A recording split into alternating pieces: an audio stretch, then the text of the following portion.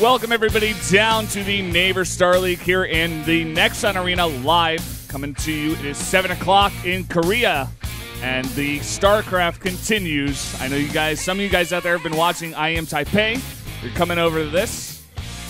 I have been watching I Am Taipei all day long, Valdez, as well as yesterday, and man, I am loving it so much. So great to see Maynard out there again, and Todd, and obviously Apollo and Caleris. They're all doing a great job. I miss those guys a lot. Yeah, a lot of cool games as well. Some base trades I saw up there on Reddit. Really, really cool stuff. Yeah, there's been a lot of crazy games, especially today. Some great PvPs, and I'm very excited as we go into today as well. I mean, potential PvPs, but we're firstly going to be starting off with Deer versus GuMiho, which is in itself going to be a very exciting match. See if Deer can have some redemption after a horrible few matches this week, especially. Yeah, if he goes down this week, it's going to be really hard to pick himself back up, because like you said, he's going on like a kind of, not a losing streak, but he's just not getting the results that he wants. And so if he can end the week on this note, like on a good note, getting at least out of the round of 16 here in the Neighbor Starleague, that would be great for him. But, of course, he's got a lot of different names in his way. He was talking about there in the video about GuMiho, who he seems to lose to a lot on online tournaments, which is something that's not out in the open. If you search it online, you can say, oh, wow, he actually loses to GuMiho a lot in online tournaments. But it seems like at the same time, Rogue is pretty confident that himself and Deer will get out of the group instead of GuMiho. Yeah, I mean, I look at it on paper, and just like in my general thoughts, I feel like Deer as well as Rogue definitely have the advantage getting out of this. But if Deer keeps playing the way he has been this week, I mean, GuMiho definitely has an opening. And we haven't seen much of GuMiho in any sort of recent LAN matches because he just hasn't been in any. He's been waiting a long time for the Starleague match. He isn't in GSL. He lost a life in the round of 32, I believe, 2 times. And besides that, he just hasn't been in Pro League, obviously, or anything like that. Just constant online presence. Yep. Well, guys, if you come down to the arena, actually, you can get a bunch of different stuff here. We do have some WoW gifts, World of Warcraft, some mouse pads, a headset. We got 24 of those, as well as a bunch of other stuff. I saw like some drinks down there as well. I think they're pretty free. Yeah, I believe they have giveaways at the end of after every show. Yeah. Here in the Nexon Arena. It doesn't matter on what day, I believe. It's Starleague as well, as you can see. Yeah, it looks like mouse pads and WoW stuff if you want it, and headsets. All the good stuff here, Valdez. Yeah, and if you guys haven't come down to Korea yet, I would definitely recommend. We have a ton of StarCraft happening every night of the week. And just going into the round of 16 brackets, the results that we have so far.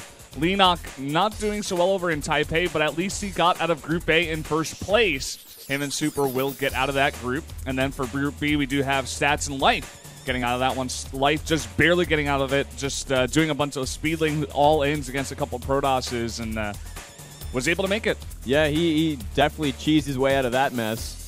And as for the last remaining 2 groups, Group C and Group D, we do have Deer, GuMiho, Rogue, and Myungshik today. And then next week, we will have TY, Dark, Dream, and Maru played off to get out of the last group in the Starleague. And man, what a group that's going to be as well. Yeah, Group D is 100% the group of death. I mean, the Group B was also quite good, but just looking at Group D is insane. I mean, TY is probably the weakest player. Maybe Dream, I guess. They're pretty close, I'd say. I mean, Dream has been showing a lot of good play as well, but he's kind of newer. I feel like TY definitely has a ton more experience. But Dark as well, he's just playing so well that people are beginning to call him one of the best Zergs in the world. And Maru, of course, is Maru, one of the best Terrans in the world, if not the best out here in Korea. So an incredible group there. That would really be a big test for Dark in his kind of unique style in ZVT. And also a big sort of test for Dream as in a different matchup, not a TVZ, which is obviously the most comfortable in. Yeah, and going back into today's group, Group C, we do have Deer versus GuMiho coming up first, and then we have Rogue versus Myungshik. The player we haven't talked about much in this group actually is Myungshik, because I think you feel the same way as I do in saying that he's definitely the underdog here, and he's just not been playing too well. I mean, he was able to defeat Rogue just recently in Pro League with a really interesting 6-gate Oracle all-in timing on 2 bases. Yeah. But, yeah, I mean, just looking at the group, I don't really see him getting out of this one.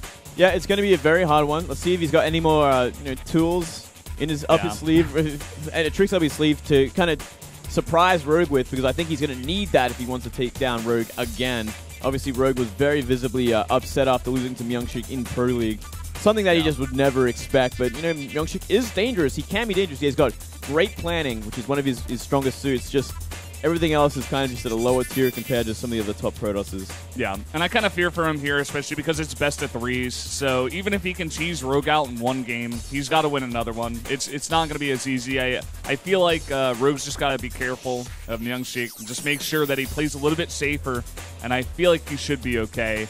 And Myung-Sik, even if he wins or loses, he's got to go up against either another Protoss in Deer and then another Terran in GuMiho. And those are both some really strong opponents as well. So it's going to be hard for him, definitely. Yeah, they are very strong opponents. Maybe his best sort of chance is going up against Deer at this point. I'm not entirely sure. Speaking of the Devil, here he is. Deer, obviously not playing too well in recent times. Getting knocked out at GSL only yesterday. And on Tuesday, losing his match against Myung-Sik. So wait. Yes, no. I'm thinking of Rogue in that. Yeah. He lost against someone else. Dark, right? Yes. He lost to Dark in Pro League as well as in GSL. So it was a lot to handle for this guy. He's definitely not happy with Dark these days. But here on screen, we do see his round of 32 results. He was able to defeat Patience, actually, in a PvP. And I believe this one was quite one-sided, actually. Deer played quite well and was able to take it. Yeah, very convincing victory to get him here. See if he can repeat it. Beautiful force fielder. Yeah. Yeah, just not showing the best games this week. Let's see if he can put the losses behind him there. Coming into today, his last chance in an individual league for this season at least. I wonder if he's actually scared of going up against Rogue. Because, you know, going down to Dark twice in a row, like on 2 separate days in multiple games, maybe he's just not having fun with that matchup. We saw he was 3-7 actually in his recent 10 games. And Rogue is definitely another really strong Zerg player, but we'll have to wait and see if Rogue can make it, if Deer can make it, or how that lines up. And over here on the other side is actually GuMiho. We're seeing his versus Protoss win ratio is 90% in the most recent 10 games. I'm not sure if that counts online tournaments. I'm thinking it might do if it's going to be that kind of record. He's been playing just about nothing but online tournaments in recent times. When I looked at his statistics in Aligulac, it was literally like 5 Lei Fang Cups in a row before like his Starleague ladder, his Starleague Challenger match. So this is how much this guy just plays online, which is good. I mean, it's great for practice, and it's good to always practice the competition matches, but still, like, you're kind of giving away everything you're going to be planning to do in real competitions and LAN. And I mean, it's just a lot of exposure that for a little reward, like a couple of $100 at most. It's never really worth it, I feel, compared to like doing well in one of these tournaments. Well, we're getting a look at his best of 5 here against Sky High. Sky High very famously good at TVT, but GuMiho was able to somehow break through that and make it to the round of 16 here. Yeah, defeating him 3-2 in a massive slug match. It's that is a huge achievement in itself as well. That was a great series, actually. I remember that one. So back and forth. I believe that's for Deer. Little sign there, fan sign cheering. And I'm just excited to get into this game, man. We've been having so much StarCraft these days. And I guess let's go first into the maps that have been banned and picked. So Deer bans Nimbus, not very surprising, banning Merry-Go-Round as well. And GuMiho does go with the Deadwing ban, makes sense, as well as Foxtrot Laps. Yep, they all just make sense for the race and what they want to play at. And King Sejong to start things off, obviously probably the most common TVP map we usually see these days. Great for drops, great for defending, getting the 3 base for Protoss. And then for Catalina, you know, another one of those kind of maps, good for drops, kind of good for Blinkstalkers. And then Overgrowth to finish things off. What do you think about Deer batting out Merry-Go-Round instead of Catalina? Because we've seen a lot of Protoss players just banning Nimbus and Catalina against certain players. Yeah, that is true. I think it comes down to personal preference. And I mean, Catalina is obviously going to be trouble against sort of drops more than anything else, but you can kind of play similarly to King Sejong, where you go for Blinkstalkers, you play that defensive style. You can counterattack with Blinkstalkers and apply a lot of pressure to the Terran. I guess it just depends on the player as well. Speaking of that style, I actually love that style, the safe blink to the Robo. I hope we see some of that out of Deer here, because GuMiho is the fierce opponent. But guys, we're about to jump into match 1, set 1, game number 1 here between Deer and GuMiho. It's going to be on King Sejong Station for the Neighbor Starleague. Let's jump into the game.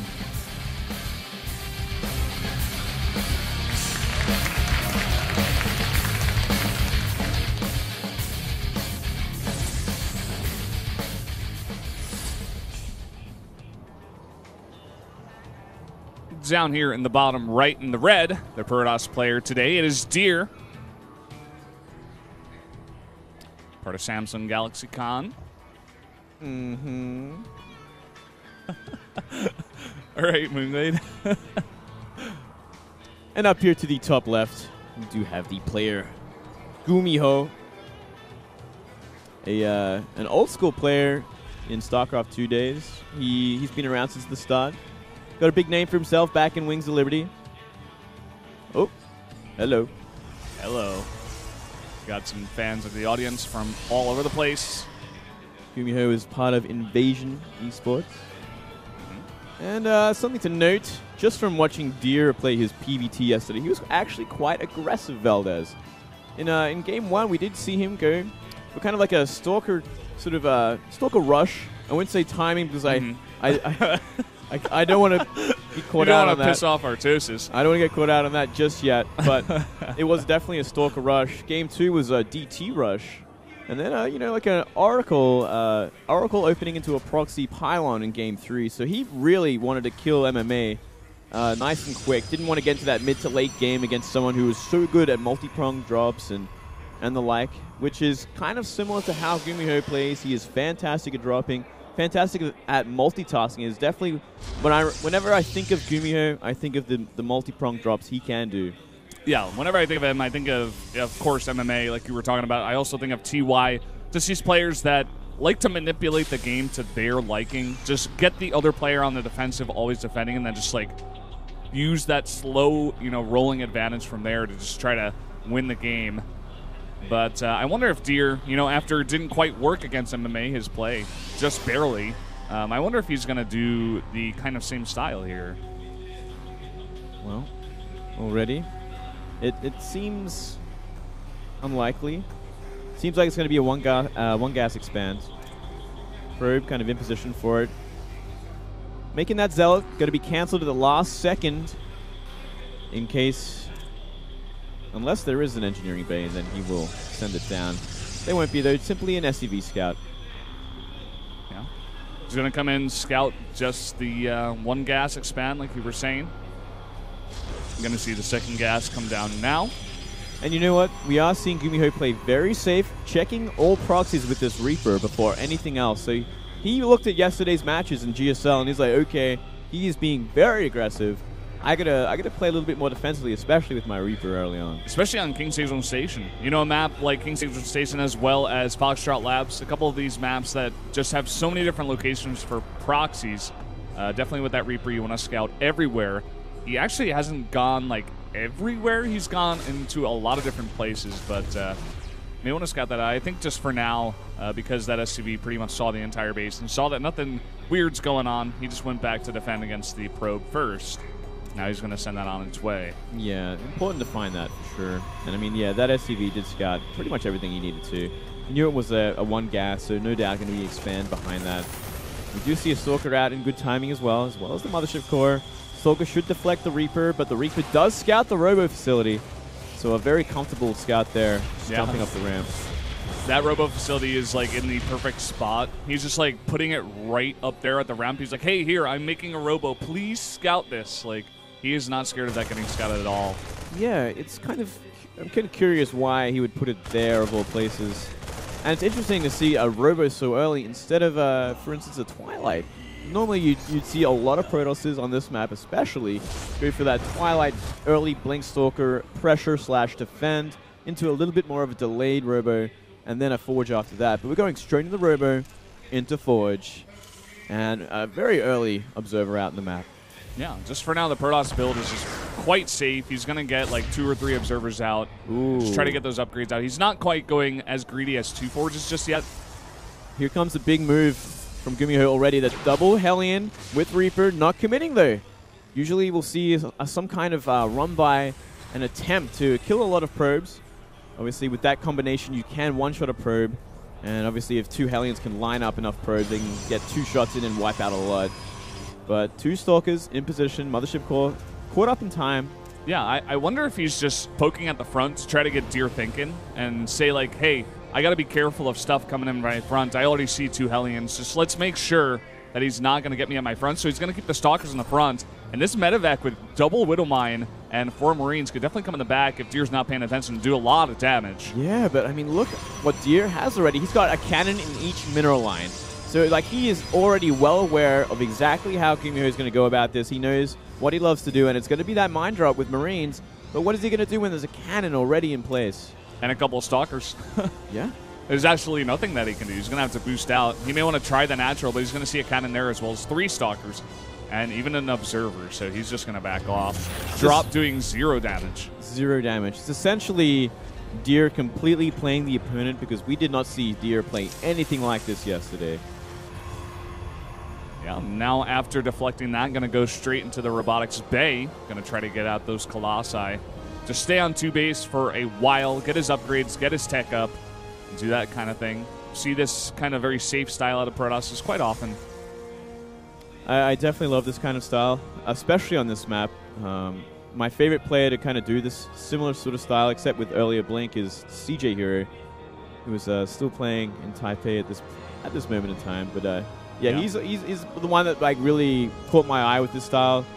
Just playing super defensive, getting the Colossi, getting the upgrades early enough, and then going to a bit later third base, but just being completely rock solid against any of these drops. Yeah, another Protoss player who's good at this style is Rain. I actually didn't get to see any of his games at Taipei, but I know just back in the day when he used to play a lot in Pro League especially, he used to go for this style quite often.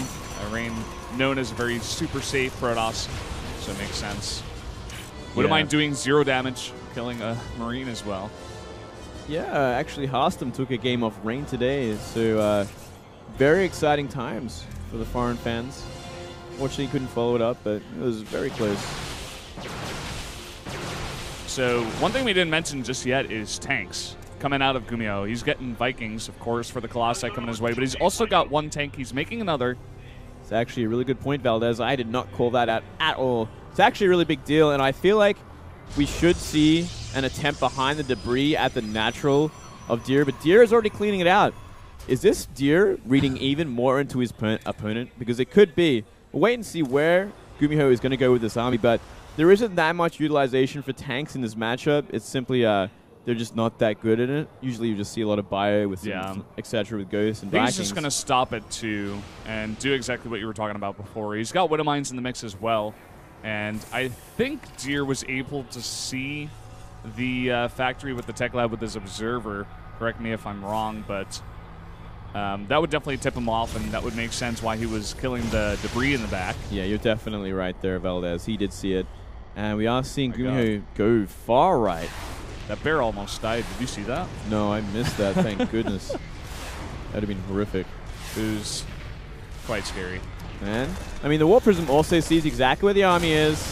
Knows exactly what's going on. Like, okay, this is the army you got. He moves everything back to Colossi with a sizable gateway army. 3rd one almost out. Yeah, Observer sees everything as well. A scan going to come out of GuMiho. And even catches an Observer over here. Does not catch that other one. Deer being so safe, he's got double Observer in the same place. GuMiho sees that there's no debris. He's like, okay, I can't deal with this. He goes home. He changes his plan already. Deer has read him like a book. This is the problem with playing too much online. They'll know what you do. It's like GuMiho is going to move back, but that is so many Colossi with a sizable gateway force. Oh, I don't think that GuMiho can actually attack into this. These Colossi are doing so much damage. He's got a really nice gateway army as well. And those tanks are focusing down the Colossi in the back. But all the tanks have been cleaned up except 1 in the back. And another warp in maybe. He might not even need it. He's just going to totally clean this up. And GuMiho's on the run. Yeah, that was a very swift cleanup. Deer more than prepared for it. Didn't even have to have his mothership core in the fight. Simply left it between the main and natural. Double upgrades going at the same time. And that 3rd is completely saturated. But granted, so is GuMiho's. I don't know. This is just looking so good for Deer more and more. Like, even our Observer is showing us the upgrades right now. He's got 1-1 over nothing of the GuMiho, and GuMiho is only getting the +1 attack right now. He's only adding a 2nd engineering bang now.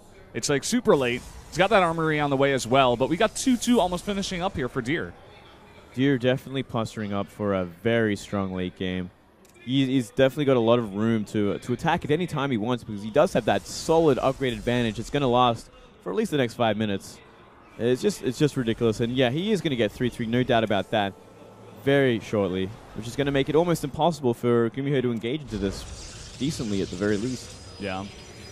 We see Deer actually stopping at only 2 Colossi. He's pretty much transitioned into Storm. I'm not sure if that's upgraded just yet.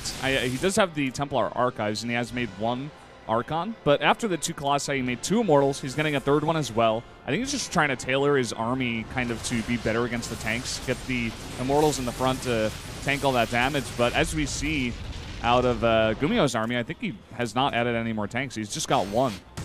Yeah, ooh, Widowmine shot onto the Warp Prism into the main base. Going to get a nice drop-off. No turret to slow this down any further. And he's going to get some nice SCV kills.